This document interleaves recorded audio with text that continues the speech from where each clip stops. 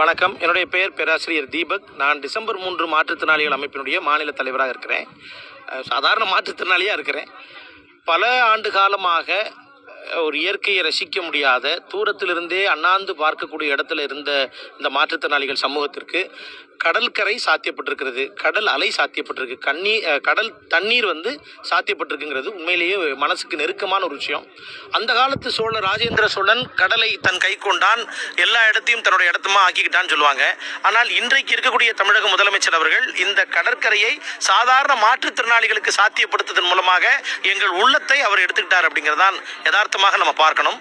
மாற்றுத்திறனாளிகள் உரிமை சட்டத்தில், மாற்றுத்திறனாளிகள் உரிமை உடன்படிக்கை சர்வதேச லெவல் ஐநால கடற்கரைகள், டூரிஸ்ட் பிளேஸ், சுற்றுலா தலங்கள் எல்லாமே மாற்றுத்திறனாளிகளுக்கு போய் சேரணும், அவங்களும் அதை பார்க்கணும், அவர்களுக்கு அந்த உரிமை இருக்கு அப்படிங்கிறத மிக தெளிவாக ஐநா சொல்லியிருக்கிறாங்க.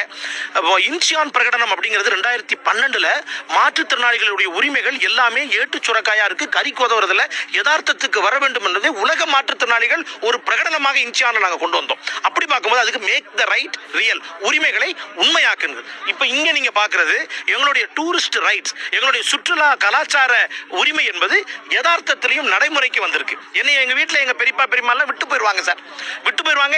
எங்க அம்மா மாத்திரம் உட்காந்துருப்பா, அம்மா நான் மாத்திரம் பார்க்க வேண்டாமா சரிம்மா, அப்படின்னா உன்னை தூக்கிட்டு போக முடியலன்னு விட்டு போயிட்டாங்கன்னு இருக்காங்க. எத்தனையோ நாள் நடந்திருக்கு. எத்தனையோ நான் எங்க சொந்தக்காரங்கெல்லாம் விளையாடிட்டு வருவாங்க, நான் வேன்லயே உட்காந்துருப்பேன். இதெல்லாம் நாங்கள் அனுபவிச்ச காலங்கள் போய் இன்னைக்கு இது நமக்கு சாத்தியப்பட்டிருக்குங்கிறது உண்மையிலேயே ரொம்ப மகிழ்ச்சியான விஷயம்.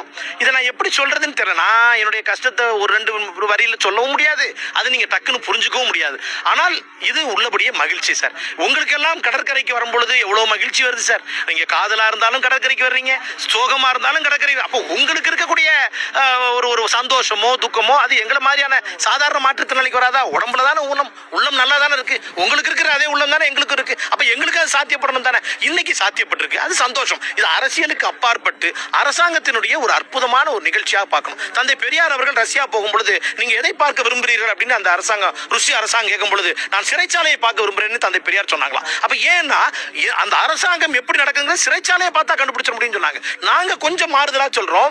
எந்த அரசாங்கமும் விளிம்பு நிலையில் இருக்கக்கூடிய, விளிம்பிலும் விளிம்பில் மோஸ்ட் வல்னரபிள் பர்சனாக இருக்கக்கூடிய மாற்றுத்திறனாளிகளுக்கு இது மாதிரியான விஷயங்கள் நடைமுறைக்கு வருகின்ற பொழுதுதான் ஒரு அரசாங்கத்தினுடைய செயல்பாடு என்பது ஒரு ஸ்டாண்டர்ட், அதாவது கோல்ட் ஸ்டாண்டர்டாக மாறுவதற்கான வாய்ப்பை நாம் ஏற்படுத்தி கொடுக்கிறோம்.